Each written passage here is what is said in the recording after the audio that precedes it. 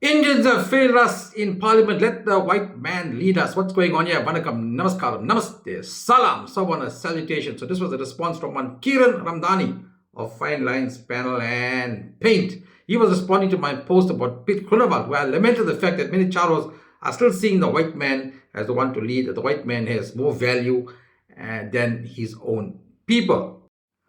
So this was Kiran Ramdani's response to my post. He commented, "It's simple. Proof is in the pudding. Indians in parliament have proven to join in the gravy train, not to stand up against it. Sadly, our Indian politicians love corruption and jumping onto that money train just as much as the next person." He goes on to say why Freedom Front Plus is better to vote for. Well, he's made some damning allegations about our politicians in parliament. Let's unpack that.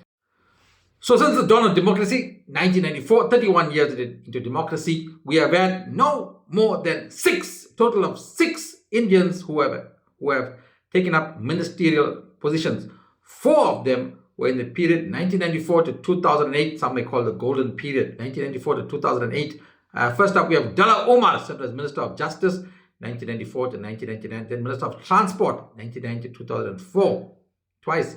Jay Naidu served as Minister of Post and Telecommunications and Broadcasting, 94 to 99. Muhammad Wali Musa, well, he served as Minister of Constitutional Development and Provincial Affairs, 94 to 99. Then Minister of Environmental Affairs and Tourism, 1990 to 2004. Qadar Asmal served as Minister of Water Affairs and Forestry, 94 to 99. And then again, Minister of Education, 1990 to 2004. Isupad served as Minister in the Presidency, 1999 to 2008. So of these four of them, I think at least two of them have served at least 2 terms as ministers. They've been brought back. Now this was a long time ago when Indian involvement in the liberation struggle was acknowledged and rewarded. Most recently, Ibrahim Patel served as Minister of Economic Development 2009-2019, then Minister of Trade and Industry 2019 to 2024, and then the late Praveen Gordhan. He held numerous ministerial positions: Minister of Finance, Minister of Kokta, Minister of Public Enterprises. So then the question is to Mr.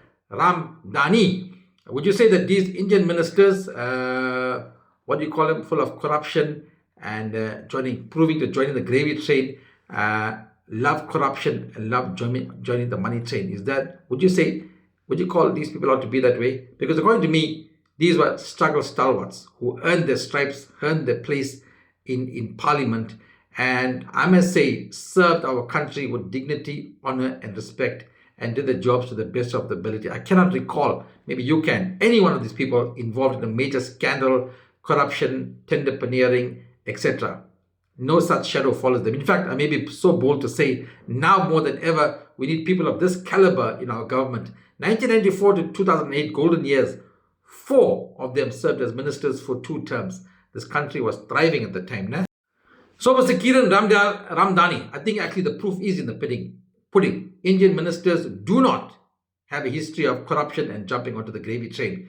Even the likes of Logi Naidu, former Deputy Mayor, Ravi Pillai, former MEC, Maggie Govender, I think former MEC as well, even though I criticized them for not pushing an Indian agenda when they were in government, I have not heard anything scandalous about them. I have not heard them linked to any corruption, tenders, etc. They have carried themselves with dignity and respect. And as much as we may, this is a message to all our members in our community, as much as we may be self-critical, our community in essence prides itself on a work ethic.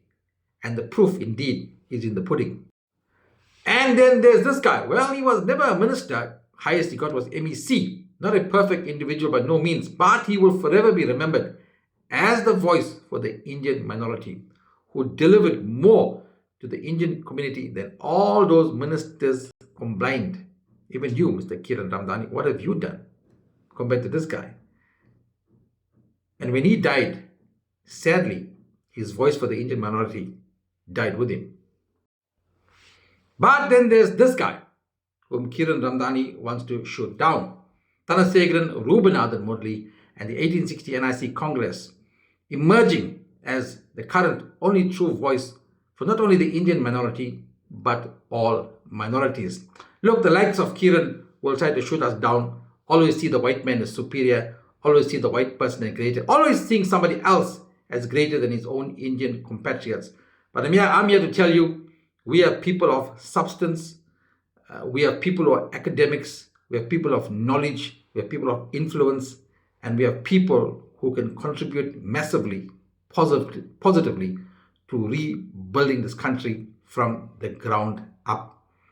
And although the likes of Kiran will try to shoot us down, we will keep on rising. We will keep on speaking our truth to power, if for no other reason, so that his children and his grandchildren and our grandchildren and our children may have a voice, may have a better chance of a better future.